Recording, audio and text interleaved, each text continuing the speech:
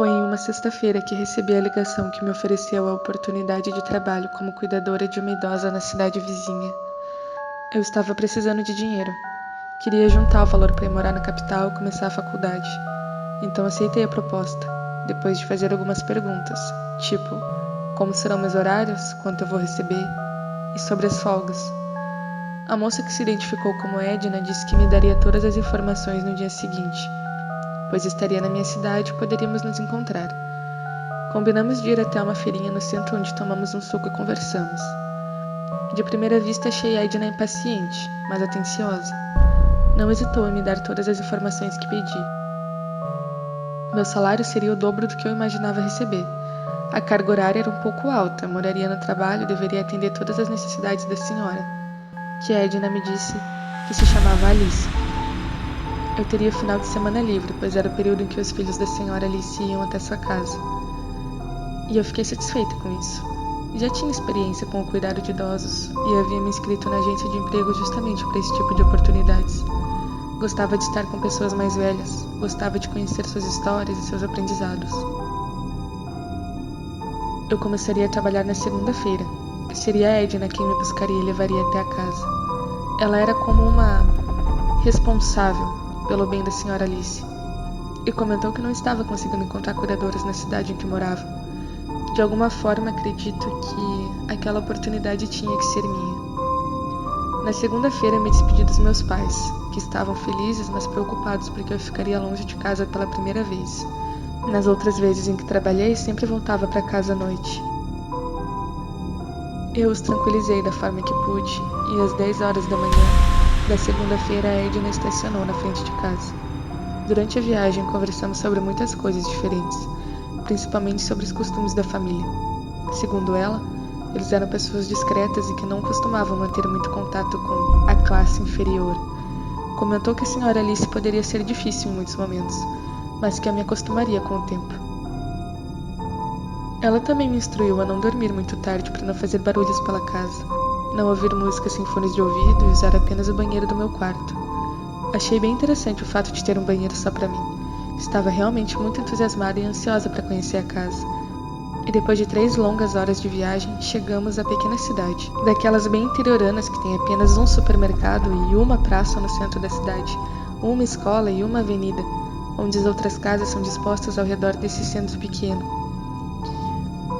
E era tudo muito bonitinho, com idosos conversando nos bancos da praça, adolescentes caminhando e algumas crianças andando de bicicleta ou brincando em algumas ruas que passamos.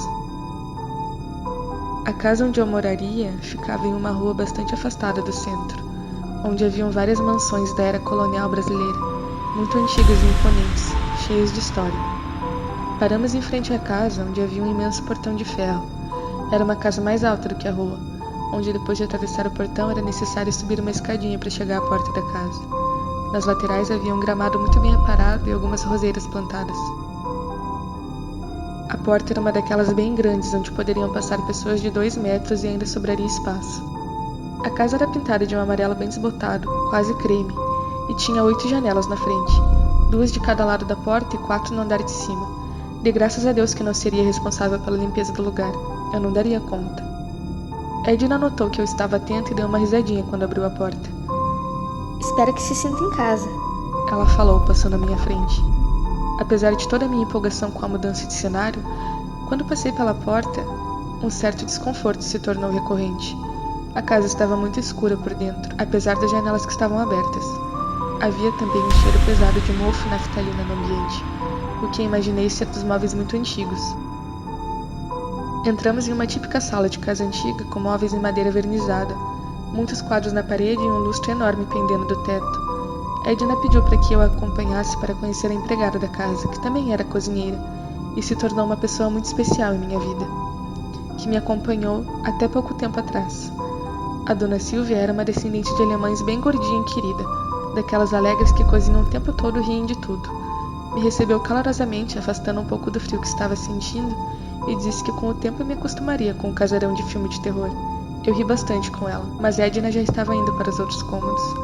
Notei que ela me mostrou apenas os locais superficiais, como a lavanderia, o quintal que era muito extenso e onde havia uma enorme laranjeira, a biblioteca, onde fiquei louca para ler um por um dos livros, e ali na biblioteca tinha também um piano. E depois fomos para o segundo andar. Chegamos a uma sala menor onde haviam 4 poltronas, uma mesa de centro e algumas decorações e vasos de flores. Saindo da salinha, estava o corredor que levava aos quartos. Eram 5 quartos e Edna me mostrou apenas o meu e o da senhora Alice. Ela não parecia estar na casa, então perguntei onde ela estava e quando iria conhecê-la. Ela está em casa sim, você já vai conhecê-la. Disse Edna, enquanto me mostrava meu quarto. Era um quarto grande, com um banheiro também bem antigo, tinha até uma banheira. Os móveis eram de madeira mais rústica, mas muito bonitos, e haviam 2 abajures delicados sobre os criados mudos. Tinha uma escrivaninha, um guarda-roupas bem grande e um papel de parede floral que me deixou apaixonada. Eu era tão ingênua na época. Acabamos a caminhada pela casa e enfim pude conhecer a senhora Alice. Edna deu 2 batidas leves na porta do quarto do fim do corredor, de onde ouvimos uma voz rouca e aguda pedindo para entrar. A sensação de desconforto se tornou ainda maior quando a porta foi aberta.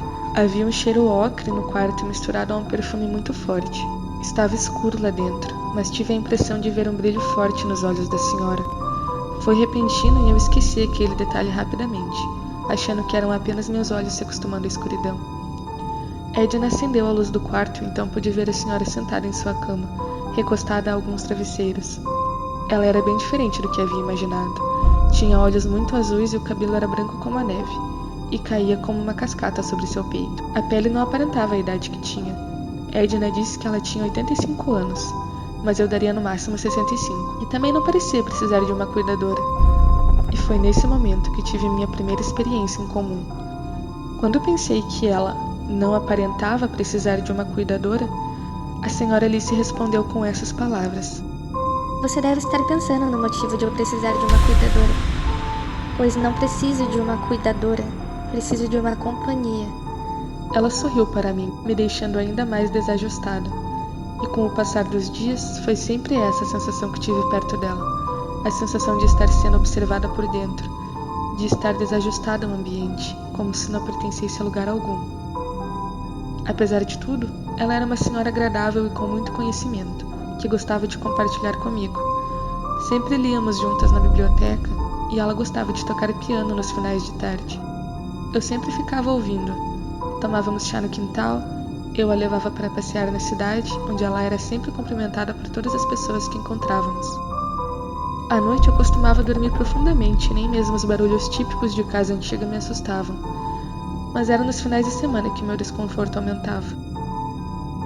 Os filhos da senhora Alice eram pessoas arrogantes e nada receptivas. Eu descobri isso das piores formas possíveis, sendo tratada com desdém e descrédito. Acabei optando por ir para a casa dos meus pais nos finais de semana, e aí tudo foi às mil maravilhas por 6 meses. Eu já estava realmente acostumada à rotina e muito satisfeita com o dinheiro recebido. Nem mesmo o desconforto constante com a casa me incomodava mais. Mas foi naquela primeira noite que compreendi o motivo da senhora Alice precisar de uma companhia. Eu estava tomando café na mesa da cozinha com Sylvia antes de irmos dormir. Era nosso costume depois do jantar e de concluir nossas tarefas ficar ali jogando conversa fora, fumando e tomando café. Foi quando ouvimos os gritos estridentes da senhora Alice no andar de cima. Eu levei um susto e tanto. Acabei saltando da cadeira imediatamente sem nem ouvir Sylvia me chamar e corri para cima. Achei que ela pudesse estar tendo um infarto ou algo do tipo. Mas quando cheguei ao quarto dela, ao mesmo tempo que me sentia aliviada por não ser um caso de morte, fiquei imóvel e desesperada sem saber o que fazer.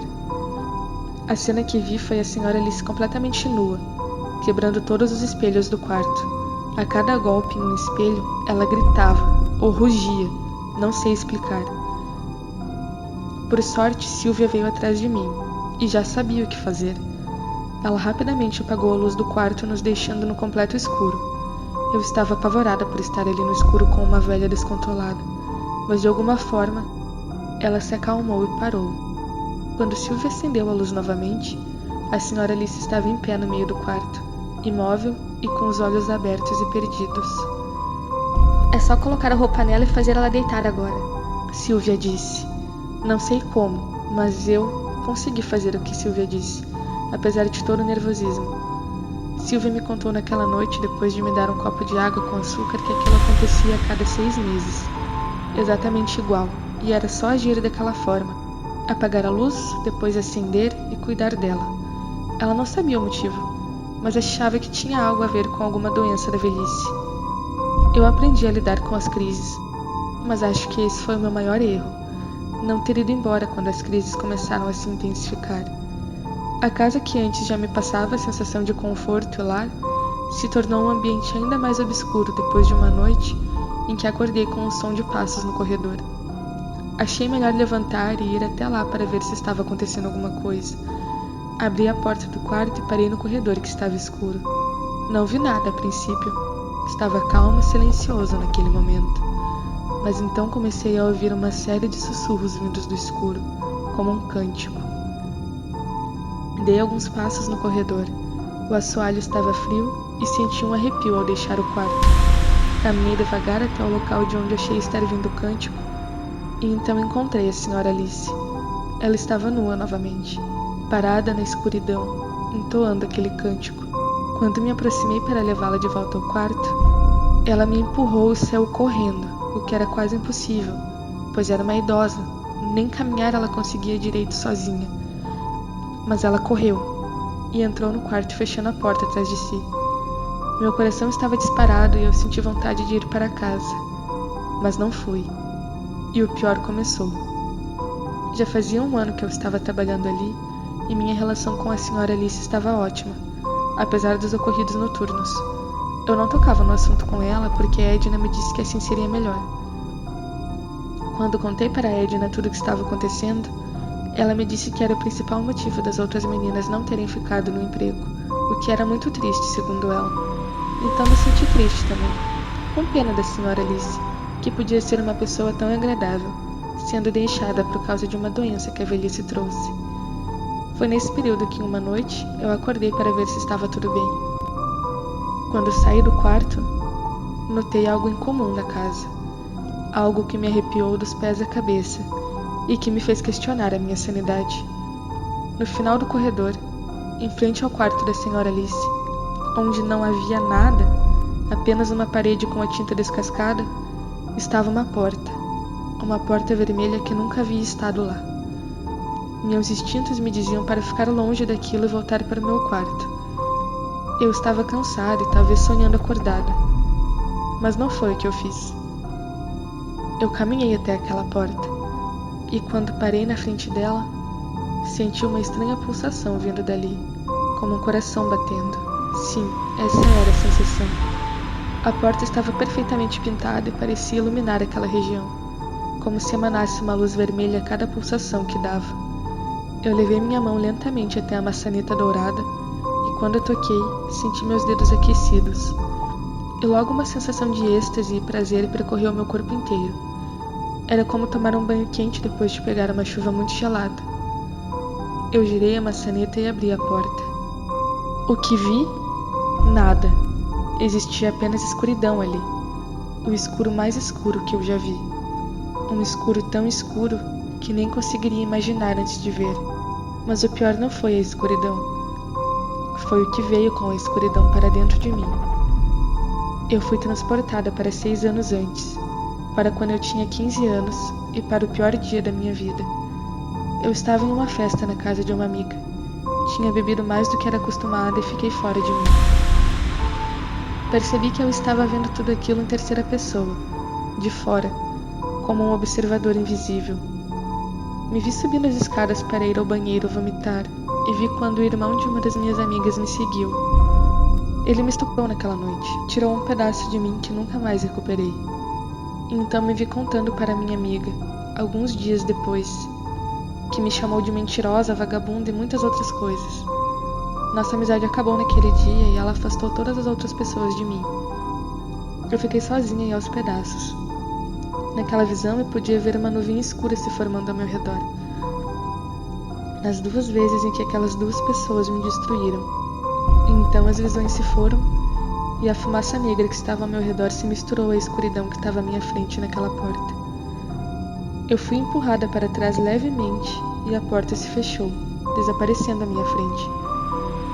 Eu não lembrei de mais nada depois daquilo e acordei na minha cama no outro dia, o que me fez acreditar que tinha sido um sonho. E eu gostaria muito que tivesse sido apenas um sonho.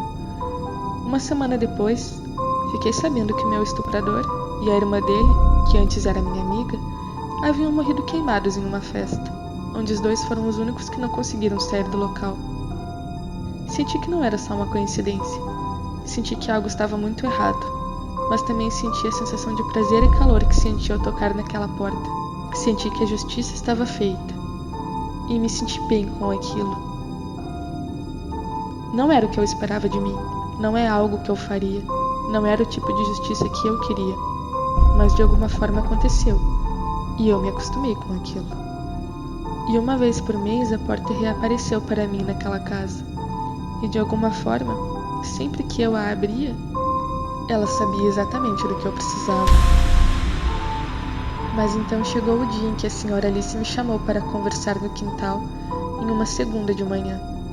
Seus olhos azuis me encararam fixamente, me causando aquela sensação de saber tudo sobre mim, e todas as minhas gerações passadas e futuras. Eu recuei. E então ela me disse que sabia o que estava acontecendo. Eu fui uma jovem problemática e sem limites que queria compreender os maiores segredos do universo. Ela disse. Mas às vezes procuramos uma coisa e acabamos encontrando outra. E você sabe do que eu estou falando. Você encontrou o meu presente particular do universo. E de alguma forma, foi presenteada também. Só que você não vai querer que as consequências que vêm com o presente, Vanessa, venham até você. Não vai mesmo. Ela nunca havia me chamado pelo nome daquela forma, tão séria e direta. Meu corpo se arrepiou inteiro com as palavras dela. Eu soube que ela não me daria mais informações quando ela se levantou com um pouco de dificuldade e caminhou de volta para casa. Era apenas um aviso, que eu deveria ter ouvido enquanto ainda era cedo.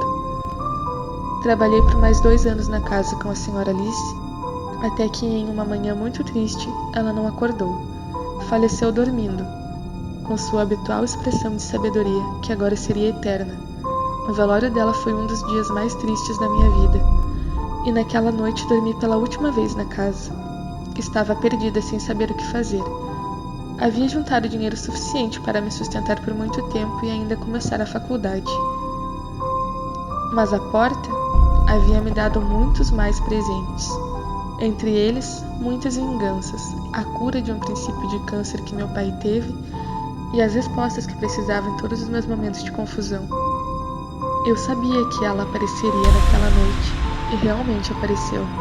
Seria a nossa despedida. À noite, senti o calor e o prazer de tocar na maçaneta, a pulsação dominando meu corpo e uma vibração ainda mais forte do que nas outras vezes. Acho que a porta, ou o que quer que fosse, também sabia que seria a última vez. E então, ela construiu toda a minha vida para mim.